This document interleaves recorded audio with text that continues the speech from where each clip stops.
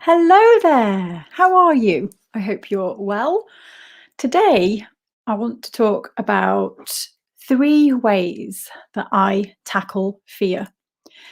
So, I've been experiencing a lot of fear recently myself because I am pushing myself out of my comfort zone. I am growing behind the scenes. I'm doing things that are making me feel really uncomfortable. I feel like I've hit the ceiling in terms of my comfort zone and I'm pushing through. I've talked about this before about when we start to grow as people and we do something new, it's uncomfortable. And then we sit in our comfort zone and it's comfortable.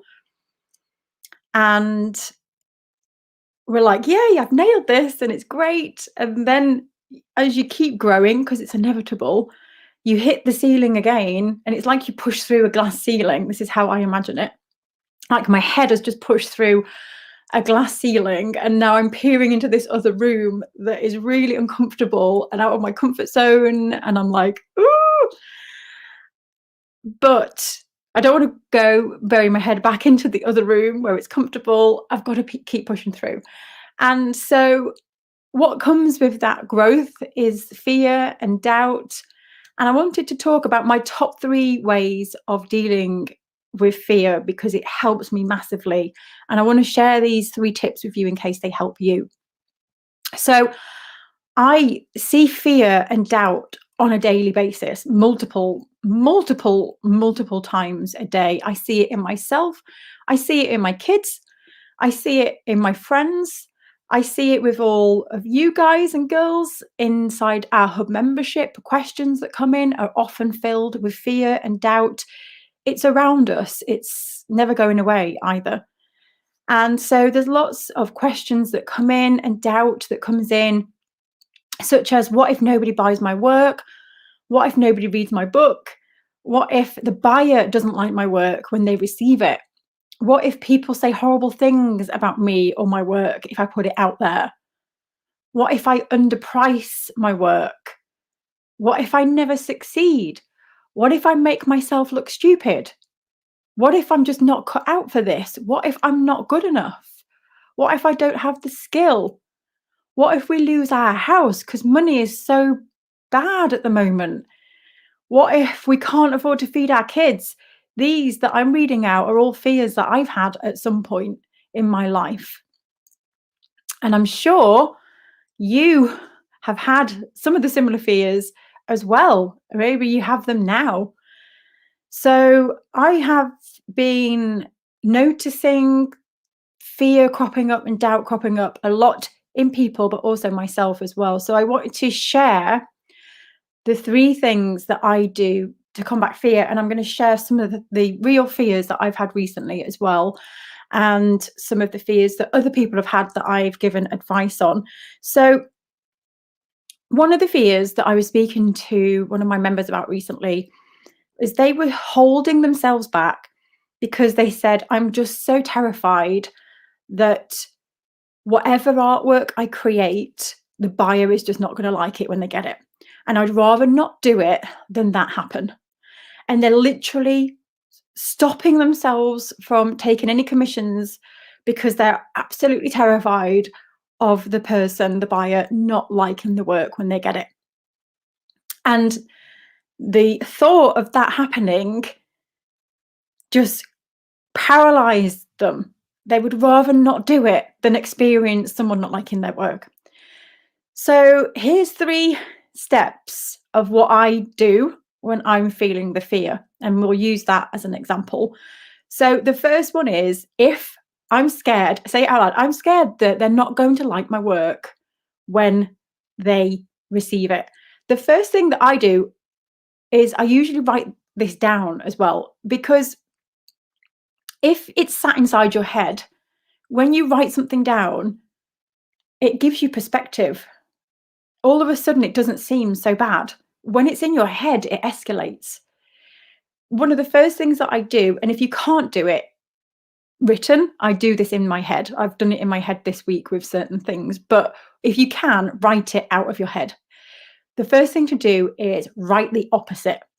So whenever I feel the fear, I literally say the opposite. So what if they don't like my work when they receive it? Well, what is the opposite of that? What if they love the work when they receive it? It's really simple. But when we let fear take over, we often don't even give that an option. The opposite is not even an option because our head is so scared and full of doubt. But when you take that time to think, well, what is the opposite of this? What if they love it? All of a sudden, then you realize that you're not taking that commission and denying someone an artwork that they'll love. So, as soon as you start to say the opposite, it kind of neutralizes the fear almost, and you start to see another view. And I did this when I thought I was going to lose our house. We were both, my ex-husband and I, in a situation where we had no income and two small children to take care of. And it got really frightening to the point I was so stressed I couldn't even hear people speak to me. I was so consumed with doubt and worry. And when I wrote down the fear, I'm scared I'm going to lose the house.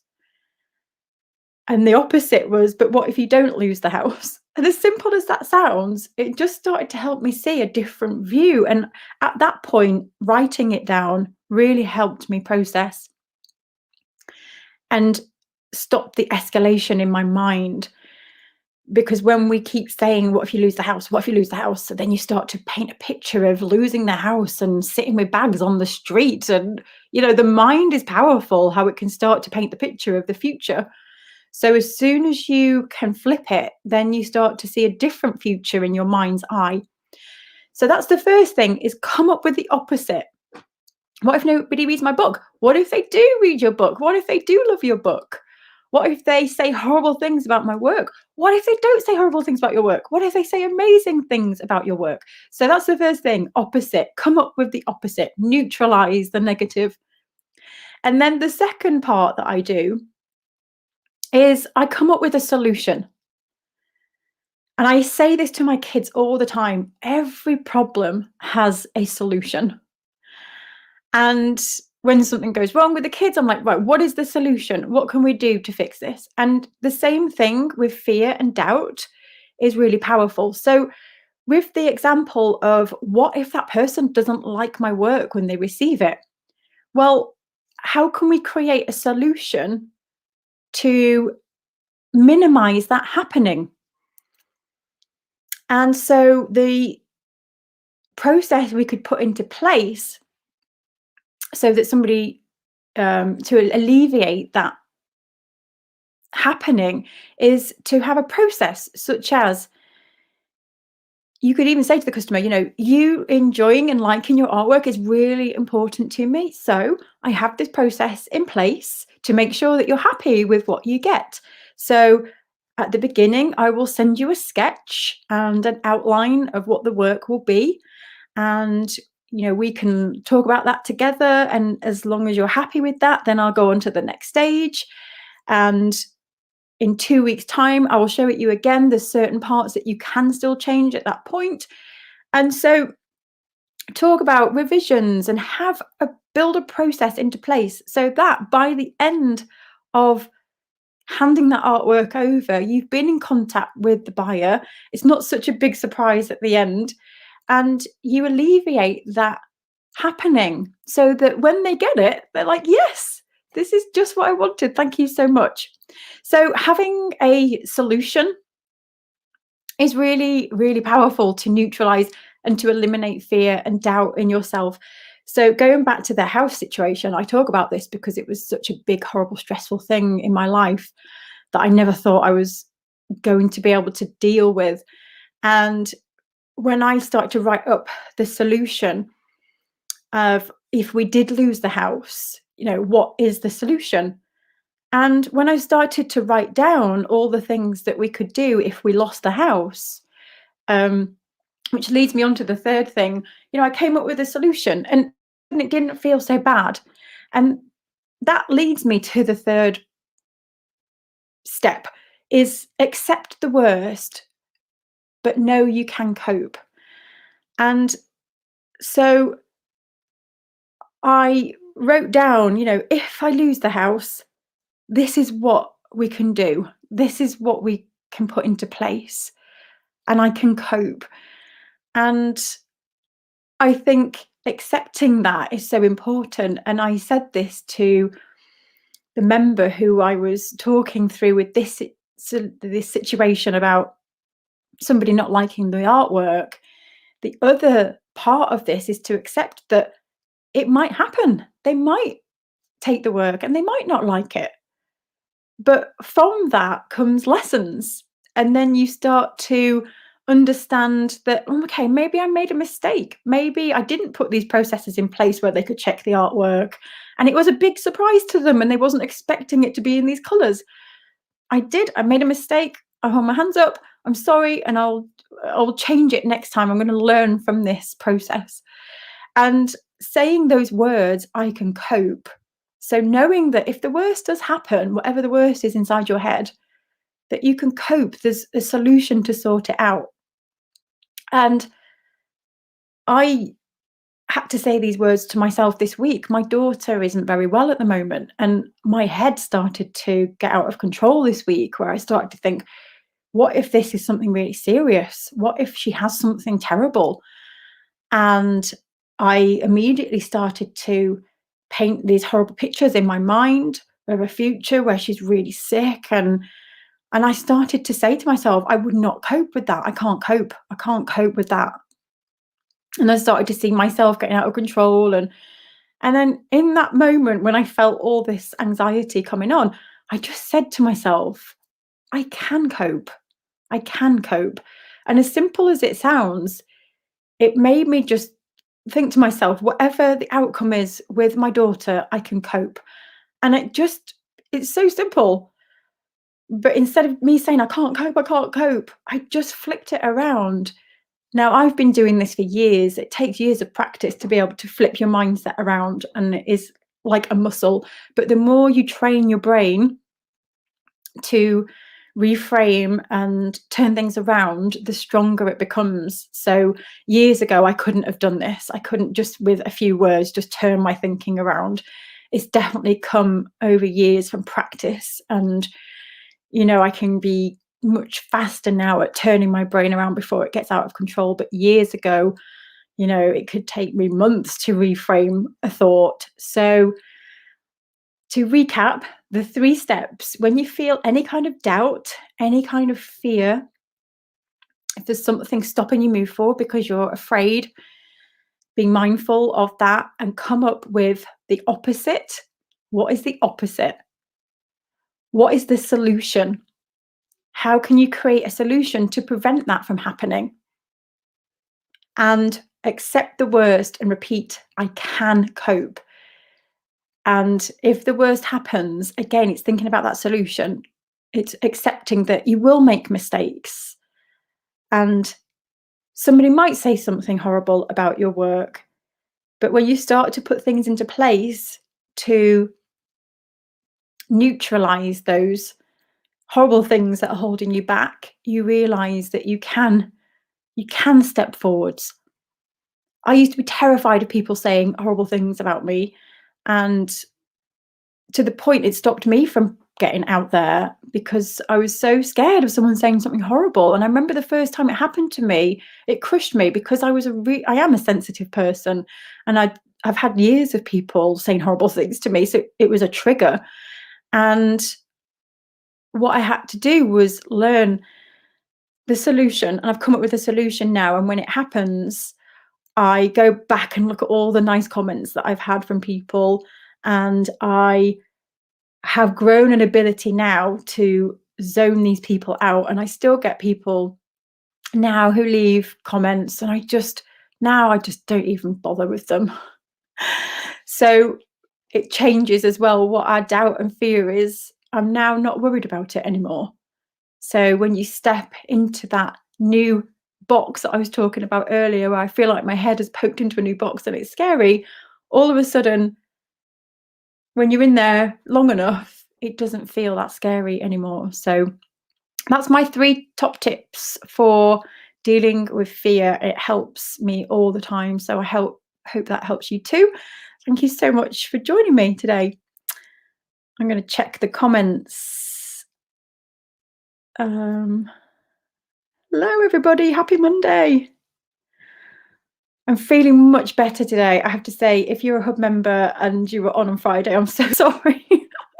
I did a studio session on Friday and I felt okay. I've been a bit poorly last week because I wasn't very well last Monday. And I felt okay on Friday.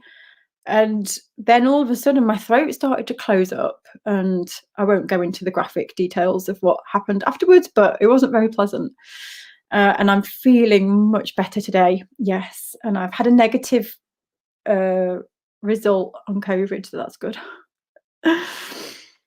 Hello, Sarah says it's perfect timing for me. Wobbly. Oh, sending you a big hug.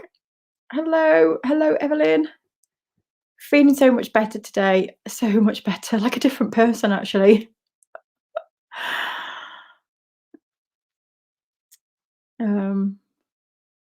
Leah says, I'm feeling the fear too. Yeah, the fear, I think, never leaves. It doesn't leave us. No, it's always there. It's learning how to deal with it, isn't it? Oh, hey, Bernie. Bernie's going to have a week off to ground myself and get my bearings again. Oh, yes, that's amazing. Oh, Kath says, fear, doubt, confusion is on my agenda every day. Oh, Angela, hello. I've fallen back into fear disguised as procrastination again lately. Time to revisit mindset again. Oh, hello, Paula. No, don't give up. Keep going.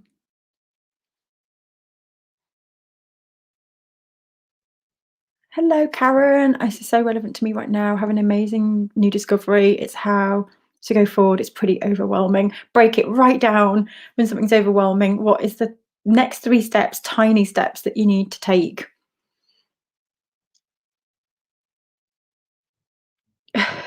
David, don't do the things you're afraid of. Oh, you make me laugh. Oh, Carol says, I've not gone forward yet in selling at all through fear. Well, now you know that that's what's holding you back, Carol. When you know that, I literally would write down where that fear is coming from, like what is so scary about selling, and literally write it down. And to the core of what it is, like I'm scared to sell because, and get it out on paper, because when you start to see it. So when I was scared of losing our house, and I was building a picture in my mind of us on the streets. Oh, it was awful.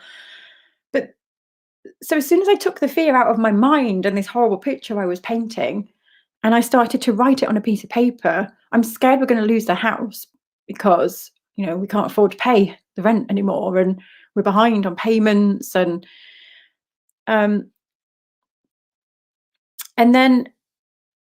I did neutralize that but we might not lose the house. There might be something that we can do to keep the house.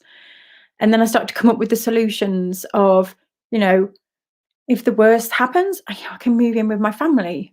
I'm sure my parents wouldn't mind.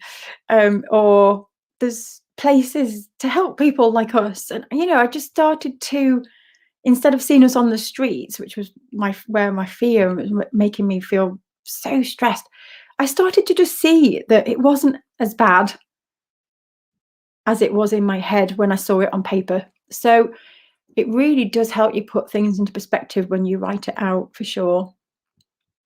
And it also helps you see that, it's not so bad. But if it is still as bad, then it helps you start to identify the pinpoint of the fear as well. When you see it on paper, you start to see, actually, it's because I'm scared of this. So hopefully that helps. Oh, Stacey said, I've given so much away for free because of that fear.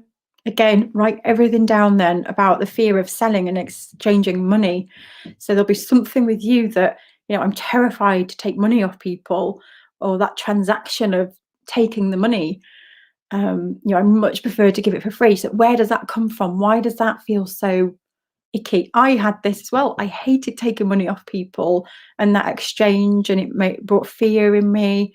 So once you know it, though, you can start to work on it. So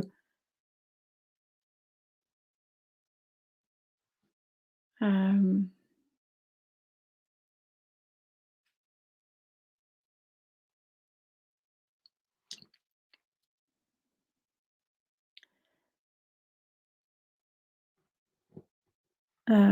let's just see. Sorry, seeing if there's any.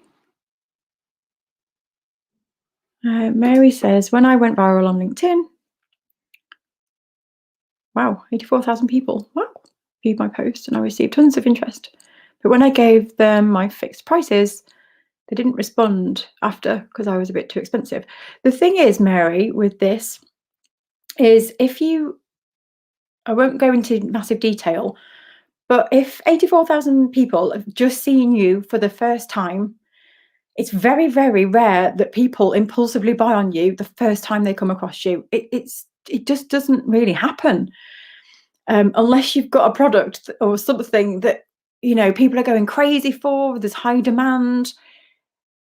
People buy. Usually, there's a statistic that says that people interact with you 7 times before they'll buy from you. So off one post to then give prices, yeah, I wouldn't expect people to buy straight away. So things like that are great to attract people into your world, and then they get to know you, and then they buy from you. But and sometimes they didn't respond after because it was a bit too expensive. But how many people said it was expensive? Because sometimes it might have just been, was it 84,000 people that said it was too expensive? Or was it a couple? Because this is something that we do. One person might say something, and then we go, oh, no, it was too expensive, and that's why they didn't buy it. And I'm not saying this is what happened to you, Mary Jane. I'm just talking in general here, that we always tend to remember the negative comment and then make that the reason that they didn't take action or something didn't happen because of that. And it might have been too expensive for them. Maybe that LinkedIn aren't your people. Maybe they're just not your people. Maybe they like it and they're your fans and followers, but they're not your buyers. So it's all about finding your people. But also, if somebody comes across something, it's psychological to say, oh, I can't afford it. It's a story we tell ourselves when we're feeling the fear as a buyer. So as soon as we see something and we're not sure, it's easy for us to tell ourselves, I can't afford that right now. So, and it's sometimes just because we're just scared. We don't know whether we want that yet. And it's just something that's quick and easy to nip it in the bud. Anyway, we could go really deep on this. But yes, just keep going. You got to keep going, keep putting yourself out there, reach your people. And I've had it. I've had people say to me that, wow, the hub is so expensive. I can't afford it. I've had people say, oh my God, I was expecting the hub to be 10 times the amount. So pricing perception is just so different for everybody. It's really interesting. But yeah, Mary Jane, just keep focusing on your people.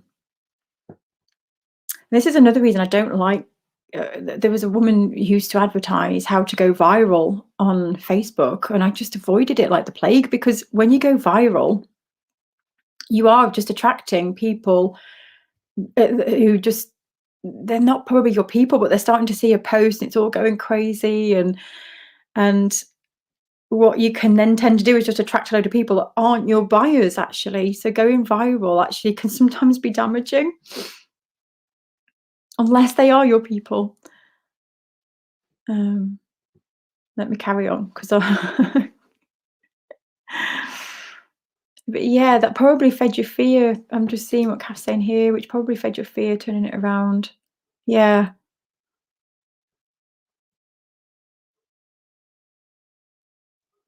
Neutralize the negative. Yes. So this one, I fear that hey Leah, I fear that I'm not going to sell my work or connect with my work. I know I need to reverse that, but I can't quite believe it. So for me, whenever I've had stuff that I just can't visualize, like United Art Space as it is now, this was a dream for me. What I'm doing right now was a dream, and I could not imagine this happening ever. And I couldn't even sell something. I was a mess. So when I was in that stage of, gosh, if I can't see this, if I can't even sell something, how am I going to get United Art Space to where it needs to be? And the only way for me to combat that was visualization. I visualized every single day what I'm doing right now. I imagined it. I imagined money coming in. I imagined people tuning in. I imagined me running United Art Space and enjoying it and being confident, and um, painted a picture in my mind of selling, being happy with selling, and all this issue I had with money. I visualized the opposite, and I did that every single day for a long time, and that's what started to build the picture up in my head of it being possible. And I created a vision board as well of the future, and that terrified me, but that all helped me start to believe that it was possible. So visualization is massive. Yes. David, thank you. I keep planting that seed. Oh, thank you, Stacey. Um,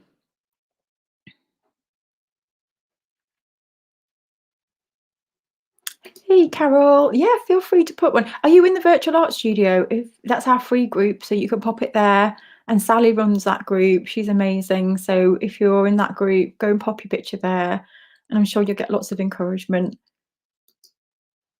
Yes, every problem has a solution.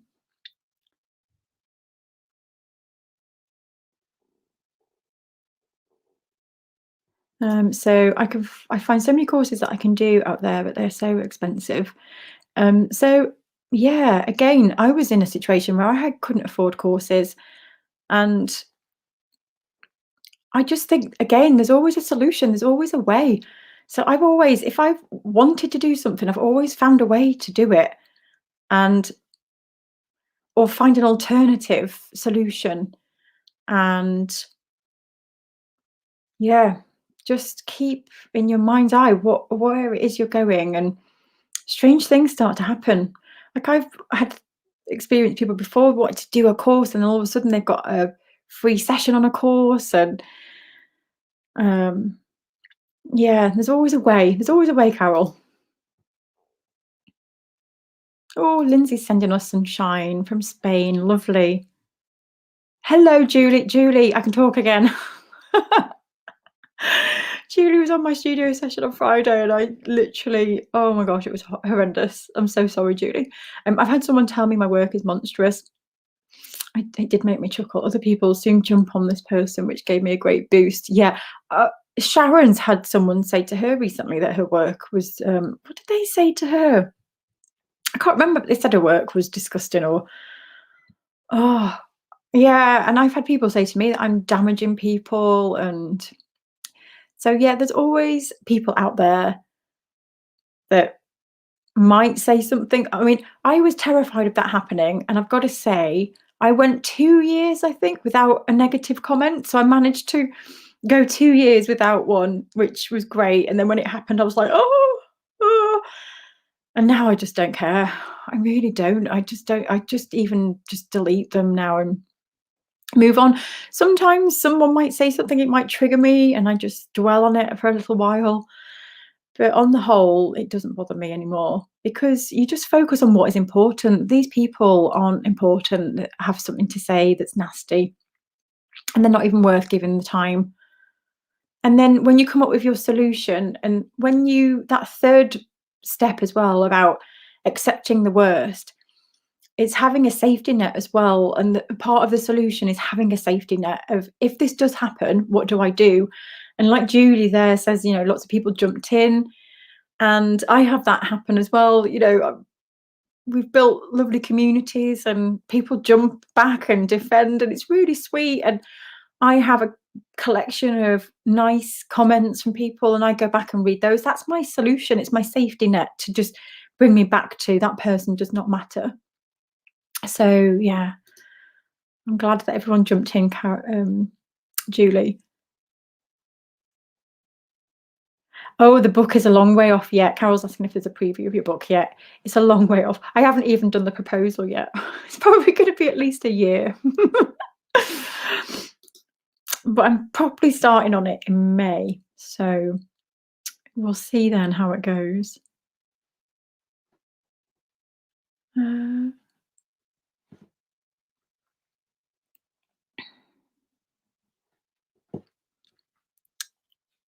me just see if there's any. If I've missed any comments, I will come back. Thank you for all the lovely comments about my daughter. Thank you so much.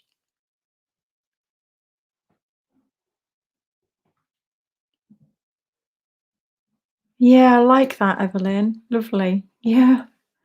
I think it is like we're speaking to our inner child. Oh, hello, Nick. I've watched a programme about Degas on Sky Arts. It's interesting how fearful and anxious the prominent artists were. Yeah. And actually, when you think back, oh gosh, when you think back as well to poetry and literature from thousands of years ago, like Rumi, which I think I'm really terrible with timelines, but I think around the 13th century or something like that. They all had fear. That a lot of the writing and the literature is about the fear that they had and how to overcome that. So it's never going to go away. It's been happening for thousands of years. So yes, the 3 steps once more, Liz. Okay, so the first one is, what is the opposite? What is the polar opposite of the fear that you're saying? So if someone will say horrible things, what if they say nice things? It's the polar opposite. The second one is find a solution. So how can you find a solution to prevent that from happening? And the third one is accepting the worst, but knowing that you can cope. And sometimes that might be from just knowing that whatever happens, you're going to cope with it, coming up with a solution to cope with it. So if it's someone saying nasty things about your work, it's about retreating back to a place or people who will fill you back up again. So opposite, solution, I can cope. They're the 3. Thank you so much for all the love, and I will be back on Thursday. If you're a Hub member, it's Critique Week this week, so we'll be having a critique session on Thursday. And I hope you have a wonderful week, everybody, and I will see you back again next Monday. There's a date I want you to put in your diary. Week commencing the 16th of April is going to be our Your Art Matters event, and it's to coincide with our 5th birthday. So very, very excited to be running that. It's going to be a fun week. So pop that date in your diary. There'll be some things going on every day. We'll put a calendar together of what's going to be happening. But yeah, really excited. Take care, everyone, and I'll speak to you soon. Bye-bye.